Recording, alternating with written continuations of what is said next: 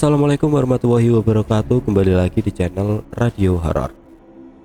Untuk kisah kali ini ada sebuah cerita yang ditulis oleh akun Twitternya @walensky10. Dan untuk kisah yang akan saya bawakan kali ini yaitu sebuah kisah yang berjudul Teluh Kawin Pocong. Dan sebelum kita lanjut ke ceritanya, tekan dulu tombol like video ini dan jangan lupa tekan juga tombol subscribe channel ini dan nyalakan juga lonceng notifikasinya agar tidak ketinggalan cerita-cerita lainnya dari channel ini. Dan buat teman-teman yang pengen membaca langsung ceritanya, nanti silahkan saja kunjungi linknya yang nanti akan saya sertakan di kolom deskripsi.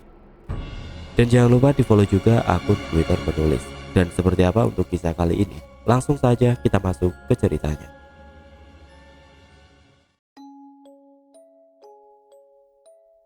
Sudah beberapa hari Fitri mengurung diri di dalam kamarnya.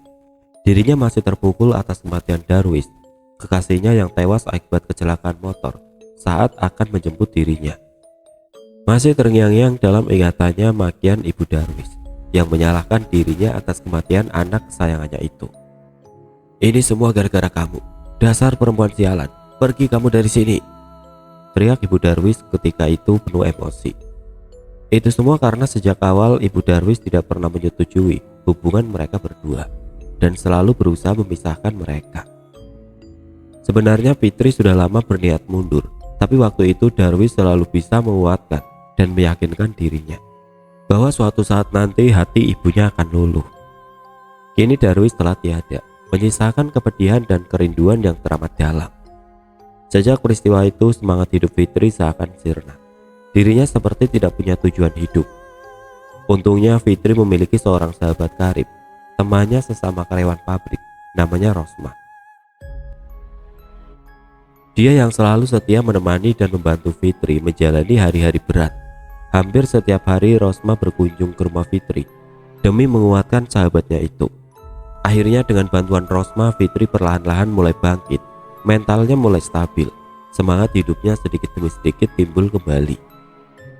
Seiring berjalannya waktu, Fitri akhirnya mampu keluar dari trauma kejadian tragis itu dan mulai bisa menjalani kehidupannya kembali. Dia mulai rajin masuk kerja. Dia ingin menyibukkan diri dengan harapan itu semua dapat membantunya melupakan semua kejadian buruk yang menimpanya. Fitri adalah seorang gadis belia yang cantik dengan tubuh yang ideal, berkulit putih bersih dan rambut yang panjang dan indah. Oleh karena itu tidak butuh waktu lama banyak pemuda lain yang langsung mencoba mendekati dirinya. Namun Fitri sepertinya cuek. Dia tidak pernah mau merespon atau menanggapi semua itu, seolah-olah cintanya telah terkubur bersama Darwis. Sebagian dari pemuda-pemuda itu ada yang mundur teratur, tetapi ada juga yang terus gigih berusaha mendapatkan cinta Fitri, sampai kadang-kadang membuat Fitri jadi jengkel. Seperti saat itu, dia sempat terbawa emosi hingga berkata kasar terhadap Agung. "Maaf ya Agung, aku sudah berulang kali bilang kalau aku gak mau diganggu, tapi kamu terus ngeyel. Kamu pikir kamu pantas jadi pacarku? Jangan mimpi." Agung cuma bisa diam dengan wajah memerah, menahan emosi, dan akhirnya mundur lalu berbalik pergi. "Sepertinya dia marah, Fit. Aku gak nyangka kamu bisa bersikap seperti itu," ucap Rosma mencoba mengingatkan. "Habisnya aku jengkel, Ros. Kemana-mana selalu ada dia. Aku jadi gak nyaman." "Mestinya kamu bersyukur, Fit. Banyak yang suka sama kamu. Coba lihat aku. Buru-buru ada yang mau." Fitri cuma bisa tersenyum kecil menatap Rosma, sahabatnya yang bertubuh gembrot dengan wajah penuh jerawat. "Kalau aku jadi kamu, wah betapa bahagianya aku. Pasti Mas Ganteng mau sama aku," ucap Rosma lagi. "Mas Ganteng? Siapa tuh?" tanya Fitri penasaran. "Oh, ada deh, Mas Ganteng pujaanku," jawab Rosma sambil senyum-senyum sendiri. "Ah, so rahasia-rahasiaan segala. Terserah kamu lah. Tapi kalau aku mau seganteng apapun, aku gak bakal tergoda. Aku cinta mati sama Mas Darwis," ucap Fitri lagi. Namun nasib manusia ada di tangan Tuhan. Hidup, mati, dan rezeki telah tertulis dalam takdirnya, termasuk jodoh. Hari itu seusai jam kerja, Fitri nampak berdiri di samping jalan, seperti gelisah menunggu seseorang. Nampak seorang pemuda memperhatikan dirinya dari jauh, lalu mendekat. "Nunggu siapa, Fit? Kok kayaknya gelisah banget?" Tanya pemuda itu. Mas Chandra, lagi nunggu bapak. Biasanya bapak yang jemput, tapi kok dari tadi belum sampai. Lalu Fitri terlihat sibuk menelpon seseorang. Kemudian wajahnya nampak bingung seusai berbicara di telepon. Melihat hal itu, Chandra langsung bertanya, "Kenapa Fit? Kok jadi bingung gitu?" Tanya Chandra penasaran. "Bapak gak bisa jemput, motornya mogok, aku disuruh pulang sendiri," jawab Fitri dengan nada sedih. "Oh ya udah, bareng aku aja. Kebetulan kita searah kan?" balas Chandra sambil tersenyum. Fitri nampak ragu, tapi kemudian Chandra coba membujuk lagi. "Ayo, nanti keburu hujan, tuh lihat, udah mendung banget," ucap Chandra sambil menunjuk langit. Akhirnya Fitri pun menerima tawaran Chandra dan mau pulang naik motor diantar Chandra hingga sampai rumah. Tapi ternyata bermula dari situ, kian hari mereka berdua kian dekat. Karena kebetulan mereka bekerja di tempat yang sama, tapi Chandra memiliki jabatan yang lebih tinggi sebagai seorang supervisor. "Kamu sekarang lagi dekat sama Mas Chandra ya, Fit?" tanya Rosma saat istirahat makan siang di pabrik. "Ah enggak kok, cuma temenan aja. Tapi kayaknya Mas Chandra suka sama kamu deh," lanjut Rosma lagi. Fitri tidak menjawab. Gadis itu cuma tersenyum. Memang bagi Fitri, Chandra berbeda dari semua pria yang pernah coba mendekatinya. Tidak terlalu antusias, malah kadang terkesan acuh. Tapi justru itu yang membuat Fitri jadi penasaran. Dan yang paling utama, Fitri seakan menemukan kembali sosok Darwis dalam diri Chandra, yang membuatnya makin terpikat dengan pemuda itu. Tapi kemudian entah mengapa Fitri seperti selalu saja mendapat nasib buruk bila berhubungan dekat dengan seorang pria. Baru saja dia ingin memulai lembaran kisah cinta yang baru, tapi dia malah mengalami beberapa kejadian aneh. Dan disinilah semua kisah mengerikan itu dimulai. Bermula pada suatu ketika, entah mengapa dia mengalami kerontokan pada rambutnya. Awalnya dia pikir itu hal yang biasa, tapi kian hari makin menjadi-jadi. Sampai akhirnya dia merelakan rambutnya yang panjang dan indah itu dipotong pendek untuk menghindari kemungkinan yang lebih buruk. Tapi ternyata bukan itu saja. Bersamaan dengan itu, hampir setiap malamnya dia mengalami mimpi buruk. Dalam mimpinya dia seakan-akan berada di tengah-tengah area pekuburan. Lalu di malam-malam yang lain, dia bermimpi seolah-olah dirinya ada di dalam liang lahat yang sempit dan gelap. Semua terasa sangat nyata. Dan yang membuat heran, setiap kali ia terbangun dari mimpi-mimpinya itu, dadanya terasa sesak, hingga dia kesulitan untuk bernapas. Namun ketika dia coba pergi ke dokter, menanyakan tentang semua keluhan yang dideritanya, dokter tidak menemukan sesuatu yang perlu dikhawatirkan. Secara medis dia dinyatakan sehat. Akhirnya Fitri mencoba untuk tidak terlalu serius memikirkan tentang kondisinya itu. Karena dokter juga bilang, mungkin itu semua karena ia terlalu lelah dalam bekerja. Tapi ternyata itu semua belum seberapa dibanding kengerian yang telah menantinya di hari-hari ke depan. Awalnya ketika pada suatu kali, dia dan Chandra sedang duduk ngobrol berdua. Tiba-tiba saja pemuda itu mengeluh mencium bau sesuatu yang membuatnya tidak nyaman. "Fit, maaf ya, kok kayaknya kamu bau bangke sih?" tanya Chandra sambil menutup hidung. Fitri heran, spontan dia mencium ke bagian ketiaknya. "Ah masa sih mas? Jangan ngaco deh, aku gak merasa mencium bau apa-apa." Chandra penasaran, dia mendekatkan hidungnya ke arah badan Fitri. "Iya bener kok, bau bangke, mungkin dari baju kamu, masa kamu gak merasa?" ucapnya lalu mundur menjauh. "Enggak tuh, aku gak cium bau apa-apa. Kamu ngeledek ya, mau ngerjain aku?" jawab Fitri setengah tertawa. "Enggak, aku serius." "Wah, aduh maaf ya, aku gak tahan, mau ke toilet dulu," Chandra berucap sambil bergegas lari menuju toilet. Fitri yang ditinggal sendirian cuma bisa melongo melihat Chandra yang lari ke arah toilet. "Bau bangke, masa iya sih? Aneh," batin Fitri berucap. Dia yang jadi penasaran, lalu bergegas pergi ke toilet wanita. Kebetulan di sana sedang sepi, tidak ada siapa-siapa. Dia segera membuka kemejanya, lalu diendus-endusnya hingga berkali-kali. Tidak ada bau apa-apa, yang ada malah harum semerbak bau parfum favoritnya. Aneh, bau bangkai dari mana? Batinnya terheran-heran. Tapi saat dia kenakan kembali bajunya, lalu pergi bercermin. Spontan dia menjerit keras. Dia melihat seperti ada sosok bayangan putih berdiri di belakangnya. Sontak dia berlari berhamburan keluar dari dalam toilet. Dadanya berdegup kencang, kakinya gemetar. Akhirnya dia terduduk lemas, dadanya turun naik. Dia coba atur nafas untuk menenangkan diri. Mungkin aku salah lihat tadi, masa iya ada setan siang-siang begini? Batinnya mencari alasan agar dia bisa tenang. Tadinya Fitri coba tidak menanggapi dengan serius kejadian itu. Tapi ternyata Chandra memang serius. Esok harinya hampir setiap orang yang ada di dekatnya akan mengeluhkan hal yang sama, bau bangkai. Dia sudah coba menutupinya dengan menggunakan parfum sebanyak mungkin, tapi itu tidak banyak membantu. Lalu dia coba mandi sebersih mungkin, tapi hasilnya tetap sama. Dan makin hari keadaan makin bertambah buruk. Perlahan-lahan semua orang mulai menjauhi dirinya.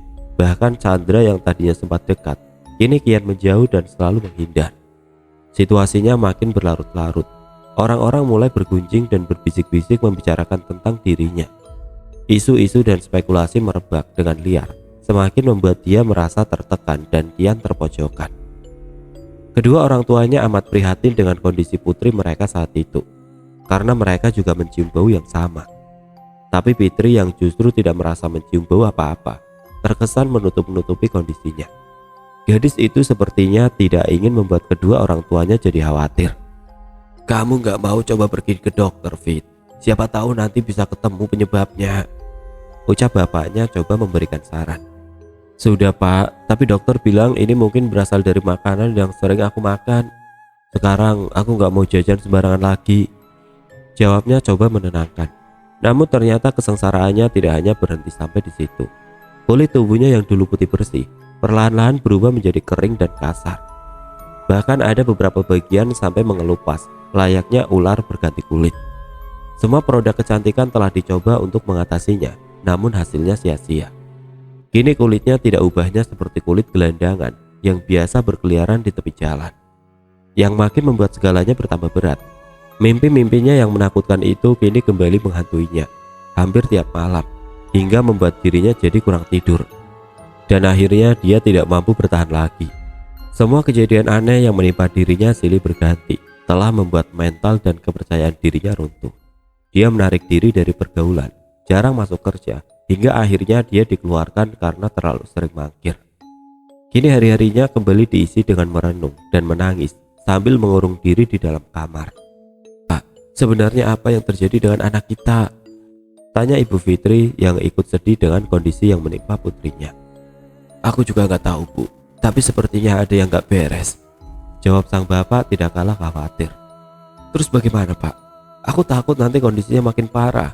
Aku takut Fitri nanti bertindak nekat, ucap sang ibu sambil menangis. Jangan ngomong yang macam-macam. Aku sudah memikirkannya.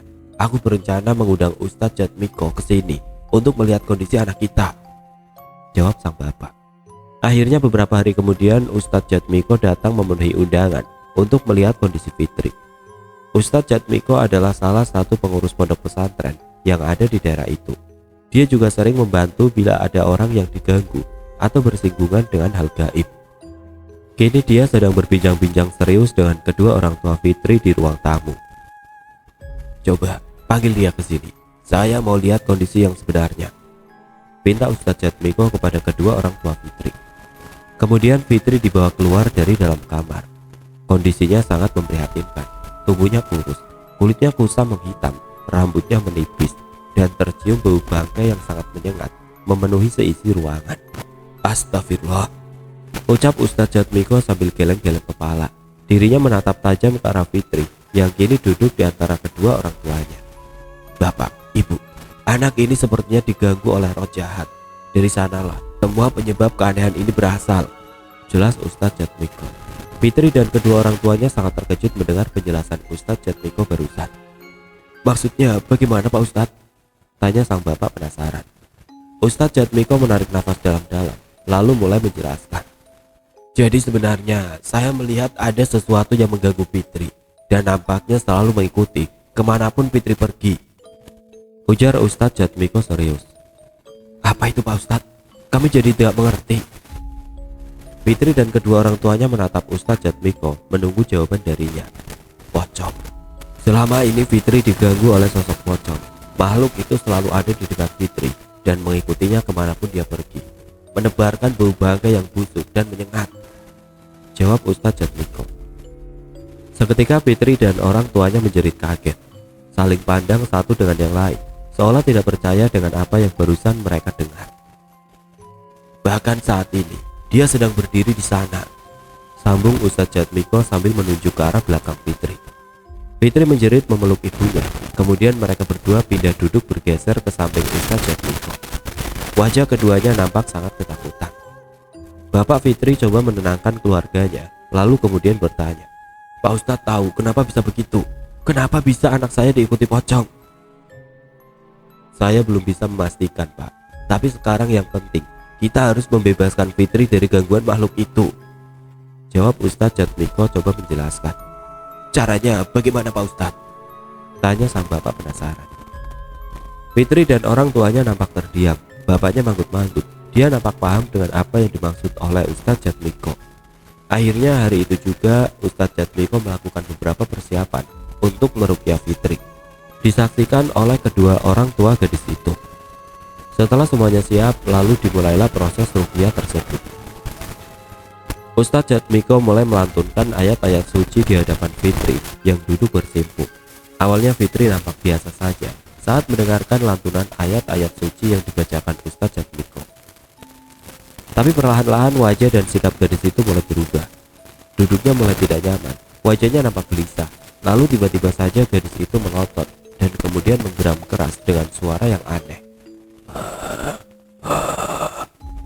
Fitri menggeram berat dengan suara yang berbeda, lalu menggelepar-gelepar di lantai dengan gerakan yang liar tidak terkendali.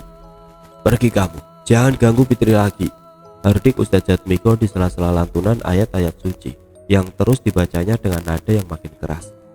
Fitri menjawab dengan geraman mengerikan. Lalu ketika Ustadz Jatmiko makin mengeraskan suara lantunan ayat sucinya, tiba-tiba Fitri berdiri dan bergerak aneh. Tangannya bersedekap, persis seperti posisi tangan pocong, lalu melompat-lompat liar seolah-olah ingin pergi dari situ, tapi tidak bisa. Kembali ke asalmu, kembali kepada siapapun yang mengirimmu, teriak Ustadz Jatmiko sambil menyentuh beberapa bagian tubuh Fitri dengan tongkat kecil yang sudah dipersiapkannya sejak tadi. Fitri langsung meronta-ronta kesakitan saat beberapa bagian tubuhnya disentuh oleh tongkat kecil milik Ustadz Jatmiko. Lalu gadis itu nampak kejang-kejang dengan mata mendelik putih sambil meraung panjang dengan suara parang. Kuburan, kuburan, ucap Fitri dengan suara yang sangat berat. Dan ketika Ustadz Jatmiko memukulkan tongkat kecilnya ke arah punggung Fitri, gadis itu langsung muntah-muntah, lalu terkulai lemas. Setelah itu dengan dibantu oleh ibu Fitri, gadis itu diminumkan air putih yang sudah dibacakan doa-doa, dan perlahan kondisinya pun mulai tenang. Alhamdulillah, ucap Ustadz Jatmiko lega. Ibu dan bapak Fitri pun nampak sangat gembira melihat putri mereka kini baik-baik saja. Setelah semua selesai, Fitri dibaringkan di kamarnya untuk beristirahat, ditemani oleh ibunya. Ustadz Jatmiko dan bapak Fitri lanjut berbincang-bincang serius di teras rumah. Selanjutnya bagaimana Pak Ustadz? Tanya bapak Fitri dengan nada penasaran.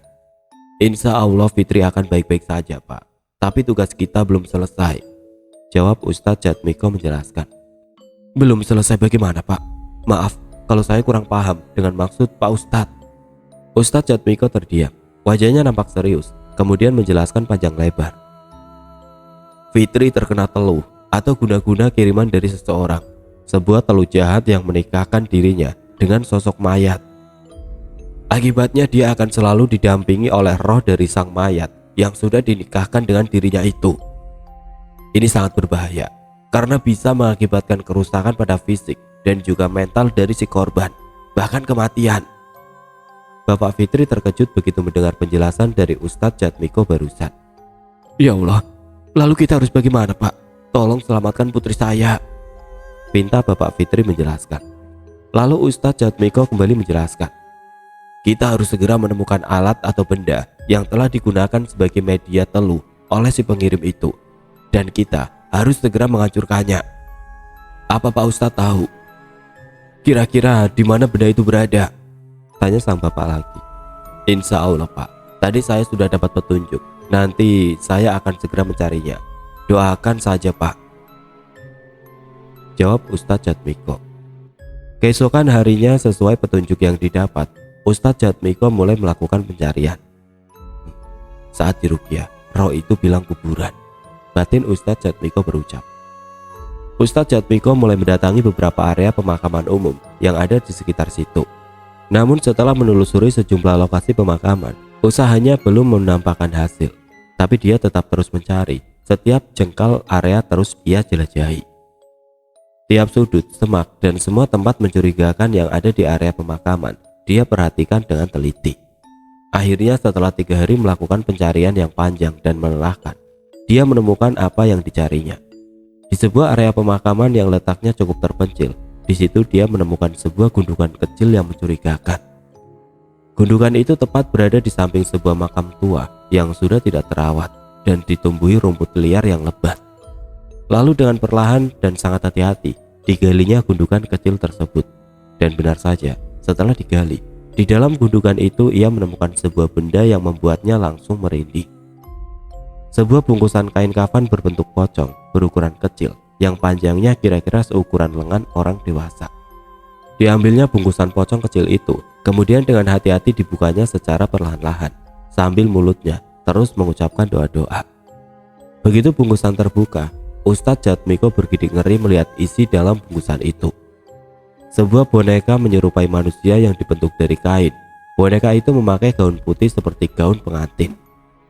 Dan begitu gaun itu dilepas, nampak ada potongan kain kecil, beberapa helai rambut, dan sebuah pas foto berukuran kecil yang diikat dengan tali yang melilit ke bagian tubuh boneka itu. Ustadz Jatmiko terperajat begitu melihat foto yang terikat pada boneka kecil itu. Foto Fitri.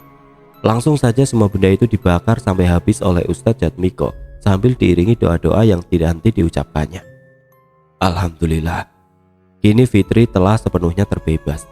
Fitri dan orang tuanya sangat berterima kasih kepada Ustadz Jatmiko atas semua bantuan yang telah diberikannya demi membebaskan Fitri dari semua penderitaannya. Tapi ketika Ibu Fitri bertanya tentang siapa orang yang telah tega mengirimkan teluh jahat itu, Ustadz Jatmiko cuma bisa menggeleng-gelengkan kepala karena dia memang tidak tahu siapa pelakunya. Saya tidak bisa jawab, Bu. Tapi nanti juga akan ketahuan siapa orang yang telah tega melakukannya. Kita berdoa saja semoga dia bertaubat dan menyadari kesalahannya, jawab Ustadz Jatmiko.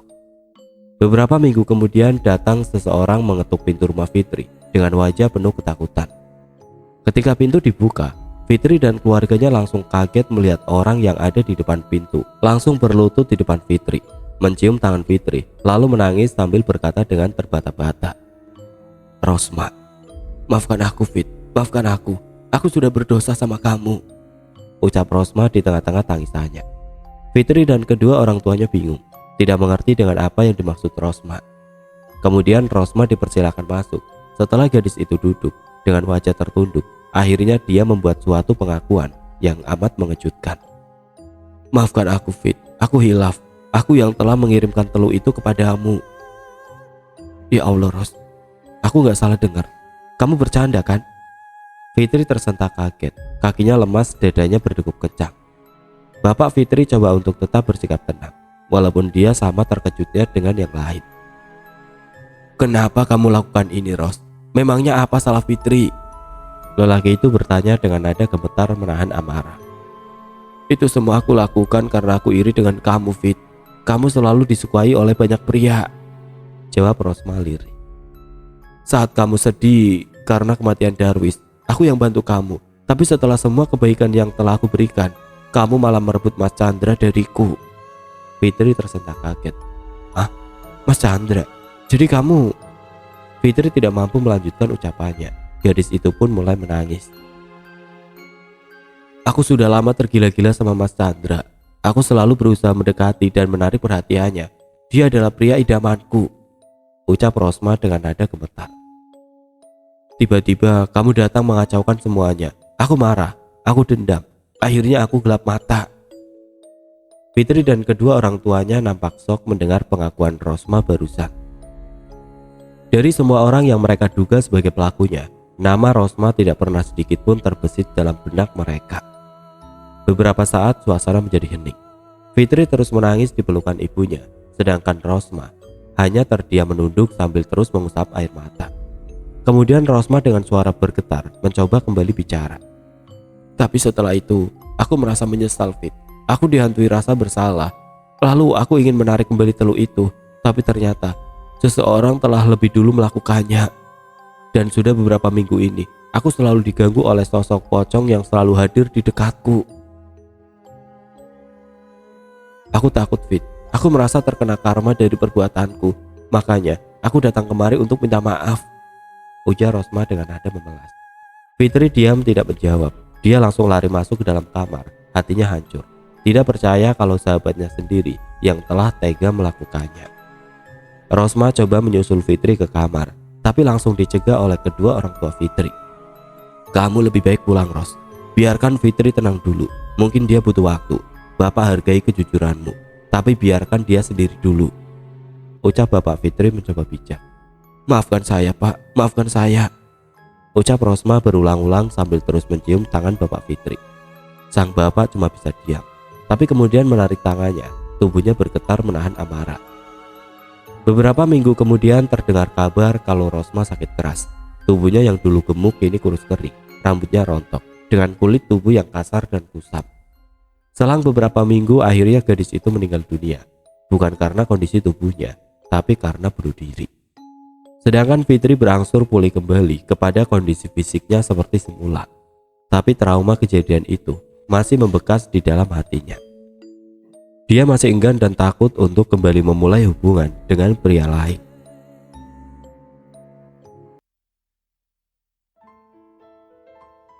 Oke teman-teman, sekian untuk kisah kali ini. Semoga apa yang sudah saya bagikan dalam kisah ini dapat dijadikan pembelajaran untuk kita semua.